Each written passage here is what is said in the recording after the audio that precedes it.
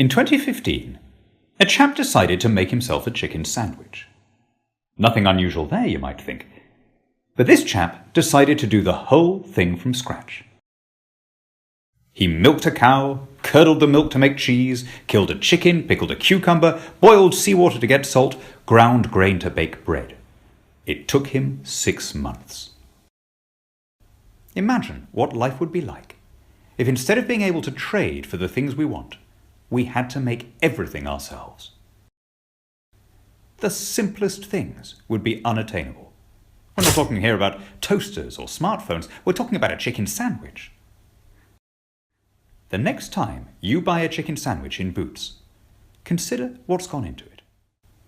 Think not just of the effort of producing the bread and the lettuce and the mayonnaise, but think too of the lumberjack who felled the tree that made the cardboard wrapper, and think of the lorry driver who brought the sandwich from the depot to your street, and think of the woman who keeps the accounts for that haulage company.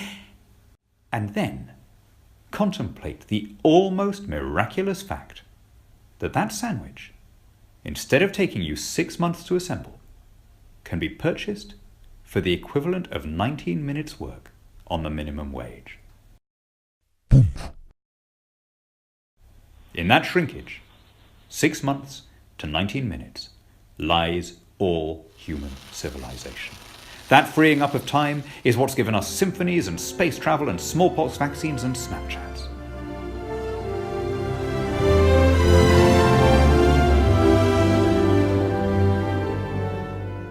The choice we exercise when we buy a chicken sandwich is what elevates and ennobles our species.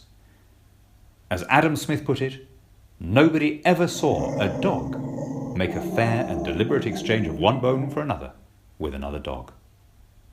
Trade. It's what makes us human.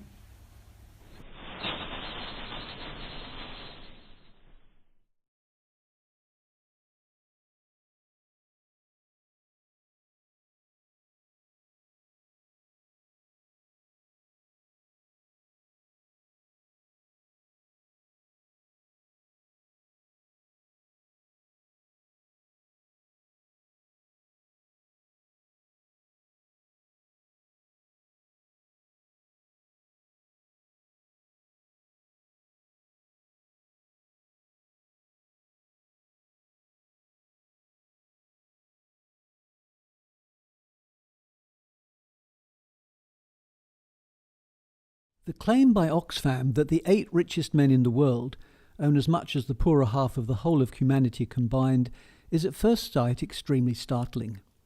Assuming the claim to be true and meaningful, who would not react with unease with the feeling that there must be something profoundly and fundamentally wrong with the way the world is organised? And that, of course, is precisely what that statistic is supposed to do. Let us then spread the whole wealth of the 8 richest men and thereby make the world a juster place. This would leave the 3.6 billion poorer half of humanity about $120 a head better off. And this might be a considerable boon for a time. $120 would represent a 12% increase in the per capita GDP of Bangladesh for a year. Of course, there might be certain difficulties in the disbursement of the money to the poor in Bangladesh. Its native multimillionaires, a couple of whom are in government, might get in the way, to say nothing of the other difficulties too numerous to mention. The sale of all the richest men's stock at once would reduce its value drastically, of course, but let's overlook that. If, instead of receiving the whole value of the stock at its present nominal value at one go, it was vested in the poor half of humanity, each of the world's poorest would receive, if they were lucky, $6 a year each, less the costs of distribution. This would represent less than a 1% increase in the per capita GDP of the supposedly poorest country in the world, the Central African Republic.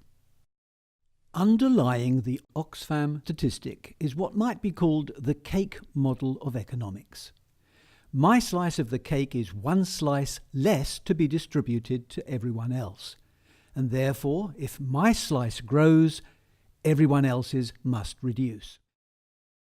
By developing Windows and becoming incalculably rich thereby, Mr. Gates deprived me of wealth that is rightfully mine, or would be mine if I happened to be among the poorer half of the world's population. As it happens, my wealth, though much less immense, would have to be shared out too, because on Oxfam's reasoning, it is perhaps 2,000 or 3,000 times that of people in the poorer half of humanity. My only defence is that the ratio of Mr. Gates' wealth to mine is 10 times greater than the ratio of my wealth to that of the poorest 3.6 billion people. This takes no account of marginal utility.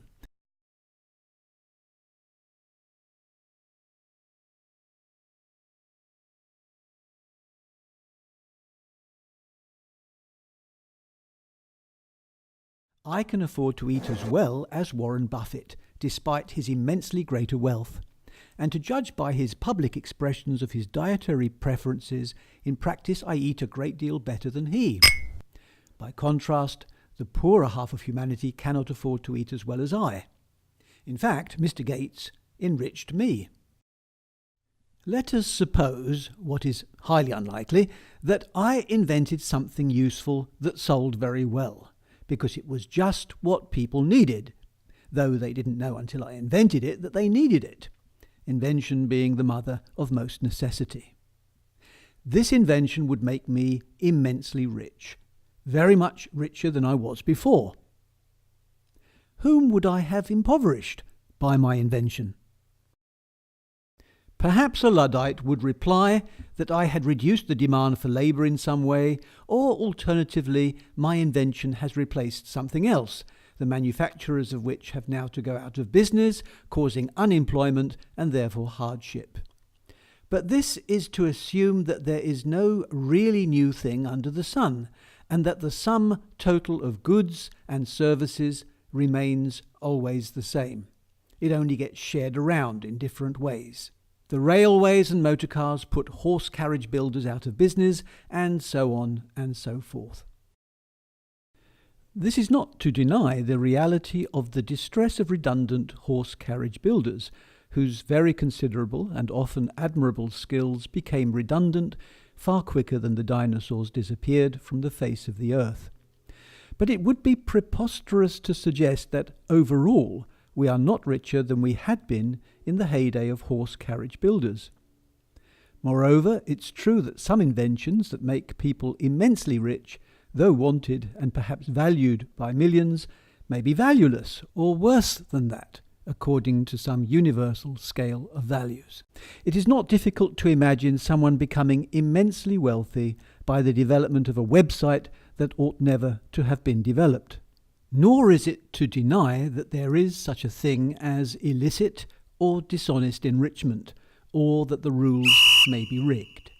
There is no market in which there is no rigging, either formal or informal. But I suspect that Oxfam's preferred solution to an inevitable degree of rigging is complete rigging by philosopher kings such as themselves. There is one sense in which I may, by definition, increase poverty if I grow richer. Suppose my wealth increases faster than that of most of the people in the society in which I live. The people in that society are poorer relative to me than they were before, even if in absolute terms they are all richer than they were before. This is not the same as active impoverishment, but since poverty is now usually defined in relative and not absolute terms, poverty can increase even where no one, not a single person, is the poorer. By the same token, a society can grow richer as everyone in it becomes poorer. This is absurd. The question about the 8 richest people in the world is not, or at least it ought not to be, by how many times they are richer than other people, but whether, by their wealth, they have made others poorer. This question is not straightforward, for it might include the question as to whether people would have been richer if rules other than those under which they made their fortunes had been different. But in its present form, Oxfam's propaganda is an incitement to envy, one of the 7 deadly sins.